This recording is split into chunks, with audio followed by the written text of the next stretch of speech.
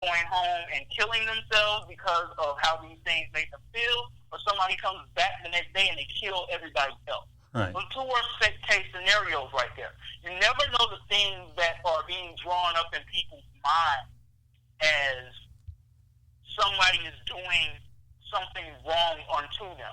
But usually, more than not, when you do something that makes somebody feel good, you do something that makes somebody happy, you do something that is just the right thing to do towards somebody, like bringing a life of positivity, you're usually not going to experience a negative reaction from them.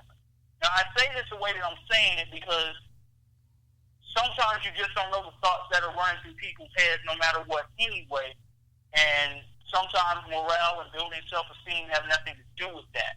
I can only speak on the issues at hand here and how we can bring possibly a solution to a problem of negativity and bullying and many of these other wrong things that are going on.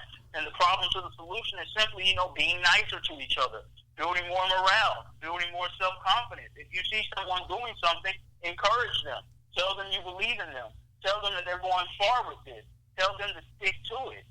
Because some people are doing things and they don't necessarily even realize in that moment that it's not exactly going the way that it should go, but because of the fact that I see you putting in an effort to even want to do this and you want to get better at it, I'm going to encourage you to keep doing that. I'm not going to laugh at you. I'm not going to talk about you behind your back. I'm not going to go gossip at you. I'm not going to talk down about you yourself or to other people. No, I want to help build you up here. Now, Scott, the floor is yours on this right now because I need to catch my breath just for a second. You need to catch your breath, and I've had plenty of time to talk about it and think about my comments. First of all, I have a question for you. Okay? When you were in grade school, were you ever bullied, picked on?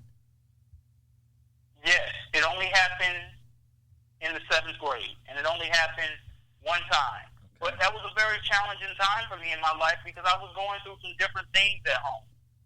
My family had been struck by poverty there just for quite a while. We had some relatives in the family who were getting very sick, and I'm not ashamed to admit this to you right now. I guess those things were playing so much of a factor in me that when I had to experience that form of bullying, it led to some form of emotion coming out of me. I didn't get angry about it. Before I even knew it, I was sitting in a class and I was shedding tears because people were saying these negative and awful things to me, and I did nothing to them for them to even say those things to me. But you were picked on in the 7th grade. I had to deal with it throughout my grade school time, dealt with it the best I could, got through it. But back then you weren't exposed to what you are in social media then. And to make matters even more difficult, when I was in high school, I went from a predominantly Jewish high school to one where there was non-Jewish people. And if you want to call them rednecks, you can do that too, because that's where I went. It was a very difficult culture change. But you know what? You do the best you can and work through it. It wasn't a period of time where I never really cared for it, but you make the best of it. Now, with social media, who knows what the outcome would have been. But it's a tough period. You see it nowadays because people are exposed to a lot more and more things. And, nowadays you get ideas because you have more access to it. Back then, when I was growing up, you watch the local news. You didn't have a lot of the cable channels. So therefore, even though everything you knew about local news was bad, but now it's just a much different animal. I don't think it'd be easy for me to be able to grow up in this day and age as a kid that back then when we were growing up. It wasn't that easier either, you know what I mean? So it's, as much as what you're saying makes a lot of sense, that you'd like to think you could focus on the more positive and more out. I get that, but Xavier, it's not that easy. It just isn't. Now, have you ever listened to a song called Concrete Angel by Martina McBride? No, I have not. You ought to. Talks about child abuse. And if you see the video, it's sickening. It really is. I hate watching it, but I understand that, that stuff goes on. You can't get away from it. But I would encourage anybody listening, If you could go on YouTube, go Concrete Angel by Martina McBride. I believe that's who sings it. And it is a very depressing video, but yet it brings in light of what child abuse is like. Were you ever stricken as a child, okay, by your parents a lot with a belt, a fist, or anything like that? I didn't receive it a lot because I was a relatively more well-behaved child, but I did receive it at times. They weren't a few times. They were quite a number of times, but I wouldn't describe them as a lot. Well, I was hit quite. The discipline when I was growing up as a kid was more.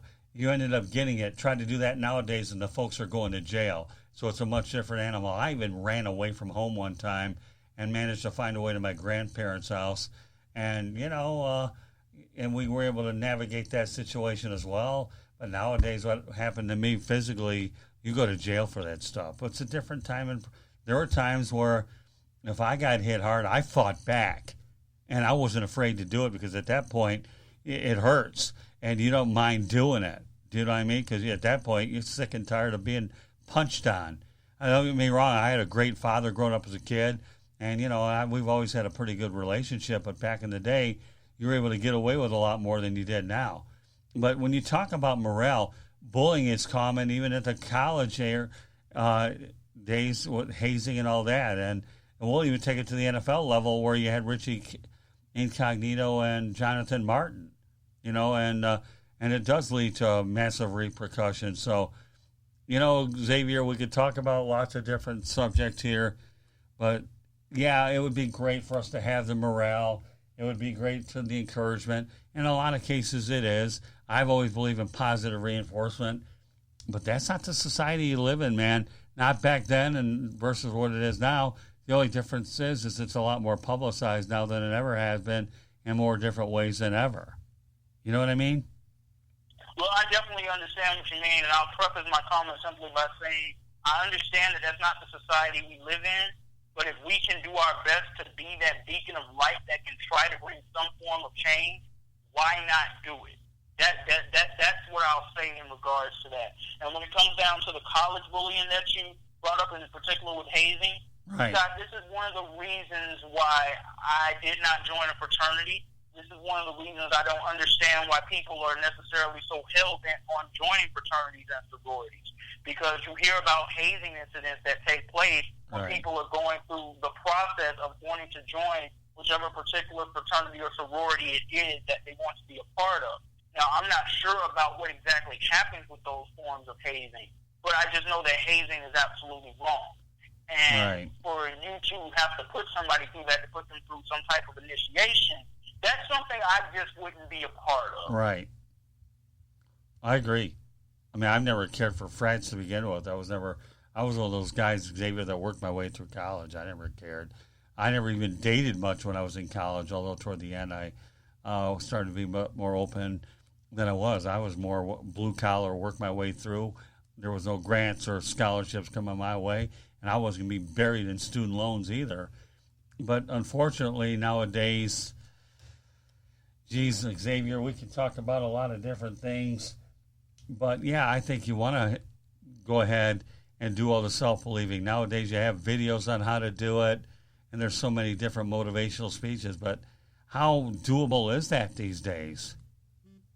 Well, let me say one other thing before I answer that question, because you brought up also earlier, and I wanted to address this, how difficult it would be to grow up as a child during this age, especially with social media. I grew up in my teenage years on the back end of it, so I didn't necessarily experience this as much.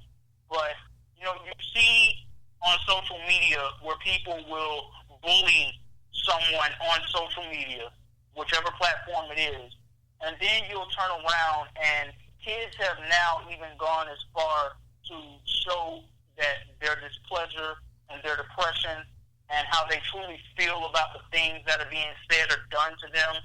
They've gone as far as now even going to the social media platforms themselves that they are being bullied on and showing them doing something to cause physically, bodily harm to themselves. Right. So, yes, you are absolutely right. This is a tough day and age, and I can't imagine what it's like to be a young child growing up in an era like this because, you know, you can have child laws and parents' restrictions on all of this stuff if you want to. People can easily tell lies and create these social media platforms if they want to have these platforms. I mean, that's just the truth of the matter. People lie all the time about their specific birthdays to create a Facebook or an Instagram or a Twitter account. Right. Let's just be truthful about that. Right. So in this day and age, especially with social media, it's very hard for parents who want to do right by their children to keep them away from everything that they don't necessarily want them to see. Right. And in instances like that, I can only imagine how rough that would actually be, because we already have videos where, you know, we're talking about children or people in general causing bodily harm to themselves, or they'll come out and they'll show their emotions and they'll be very candid and very open about how these things are making them feel. But we also see people posting videos of them actually fighting. And I mean, that's not good either. So, you know, it's like you said, this is a very tough battle. It's one that's going to be a more difficult one to try to conquer and to overcome. But I'm here to say right now that I will not stop in my fight of continuing to spread positivity and to want to be a beacon of light, of more positive change. Because, Scott, I know that this sounds crazy, and to our listeners out there, I know that this sounds crazy. I am one of those people that is still somewhere in my mind that I actually believe that we can achieve peace on earth. Right. I don't know why I believe that necessarily, but somewhere in my brain, I actually have a belief of that. Well, you got to remember something, Xavier. I live in a community which, if I know you've heard about Marjorie Stoneman Douglas in Parkland, everybody has, right? Yes. That the day of that shooting, I happened to be at a Kentucky Fried Chicken in Coral Springs, about 5 minutes away from where the shooting occurred, 5 to 7 minutes. I live 10 minutes away from there in Deerfield Beach. And let me tell you what it did to rock this community. And Parkland is one of the safest communities in the country, but it took a guy like Nicholas Cruz, who indicated he was going to do some harm, but because of the gun control laws and the fact that he was hinting he would do it, nobody took him seriously, and all of a sudden several people lost their lives, and the community has been devastated forever. But you're talking about some very high-class community being rocked by a tragedy, knowing it can happen anywhere where you're making changes. In fact, today in the news, the police chief, Scott Israel, was not renewed and lost his job, and many other ones have too. You know, and Stoneman Douglas, and then you even saw a football coach try to protect students from the shooting who was killed. And I went to that funeral, Xavier. It was depressing. You actually saw, I believe, the principal left and then the regular football coach left because they couldn't handle it anymore. And, you know, when you're around a community like that, and there's a lot of school shootings around the country that are unfortunately happening because, once again, social media continues to promote this stuff. You know, but I commend you what you're trying to do in terms of promoting what you're doing, and it's noble and fine. And I hope you accomplish it, which is why we're allowing you to speak on this platform here on The Real and the Rare. And we're going to do everything we can to get it done, but it's a tough task. There's no doubt about it. Well, Scott, let me say this as well, and this goes back to me with the Joker movie that I saw earlier in the afternoon.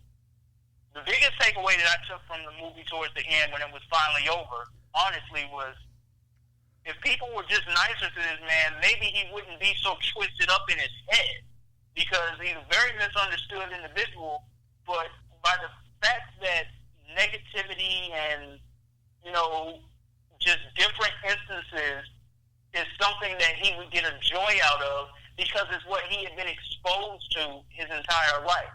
And as I know, we cannot prevent that from happening any and everywhere. I understand that. I understand that wholeheartedly. When you bring up child abuse, I understand that as well. You know, even though I was stricken as a child, I understand that it's wrong to put your hands on children. Right. You don't know the type of effect that it's going to have, because you spoke about how you would fight back eventually, or you would hit back when those things will happen because they were hurt. Well, the same things are going on with people right now anyway, whether they're children, whether they're adults, whatever. I mean, Scott, I'll just admit this right here on the air. I saw an instance when I was younger, about 15